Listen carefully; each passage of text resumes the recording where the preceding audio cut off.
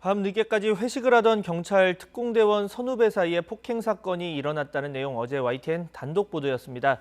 이 술병으로 머리를 맞아서 전치 2주의 진단을 받은 피해 대원은 가해 동료를 경찰에 신고했습니다.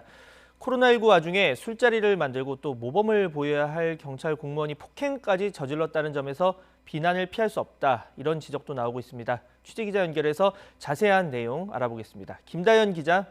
네, 사회부입니다.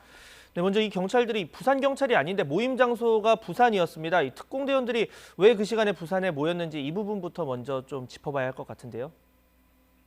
네, 지난주 이들은 테러 예방을 위해 정기적으로 시행하는 합동작전 훈련차 모였습니다.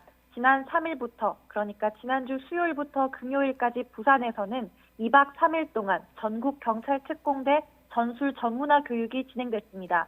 당시 교육에는 서울지방경찰청과 경기남부지방경찰청 소속 등 전국 특공대원 30명가량이 참여했습니다. 이 가운데 10여 명이 교육 첫날부터, 그러니까 지난 3일 밤 부산의 한 횟집에서 술자리를 가졌습니다. 자정까지 이어진 이 회식에서 언쟁이 큰 싸움으로 번졌고, 경기남부지방경찰청 특공대 소속 경사가 서울지방경찰청 특공대 소속 경장에게 욕설을 퍼부으며 술병으로 머리를 내려친 겁니다. 가해 대원인 경기남부청 소속 경사가 귀가하려던 서울청 소속 대원들에게 시비를 건 것으로 경찰은 파악하고 있습니다. 네, 그러니까 이 교육 자체는 공식적이었지만 이 술자리는 공식적인 게 아니었던 것으로 보이는데, 자, 이 사건 어떻게 알려지게 된 겁니까? 네, 이 피해 대원이 직접 경찰에 신고하면서 알려졌습니다. 피해 대원과 가해 대원 모두 교육을 마치지 않고 사건 발생 다음 날인 지난 4일 복귀했습니다.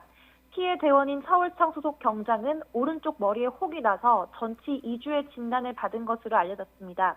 피해 경장은 곧바로 거주지 부근인 관악경찰서에 진술서와 진단서를 제출했습니다. 지난 9일 피해 경장은 경찰 조사를 받았고 당시 CCTV도 제출한 것으로 확인됐습니다. 관악경찰서는 피해자 거주지가 관악구지만 사건 발생지가 부산인 점과 가해 경사가 세종에 사는 점 등을 고려해 수사 주체를 놓고 고민한 결과 그제 세종경찰서로 사건을 넘겼다고 밝혔습니다. 네, 이 가해자가 있는 지역으로 이제 넘겼으니까 가해대원 경찰 수사를 피할 수 없게 된 셈인데 지금 징계 결과 아직 나오지 않은 거죠? 네, 그렇습니다. 우선 가해 경사는 특수상해 혐의로 입건된 상태입니다. 또 지난 5일 경기도 평택의 한 지구대로 대기 발령 조처도 됐습니다. 경찰 조사가 아직 진행 중인 만큼 징계위원회는 조사 결과가 나온 뒤에 열릴 것으로 보입니다.